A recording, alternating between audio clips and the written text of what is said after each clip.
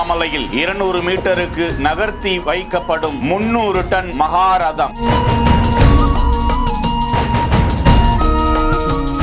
அரோகரா சப்தத்தோடு பக்தர்கள் வடம் பிடித்து இழுத்துச் செல்லும் காட்சி.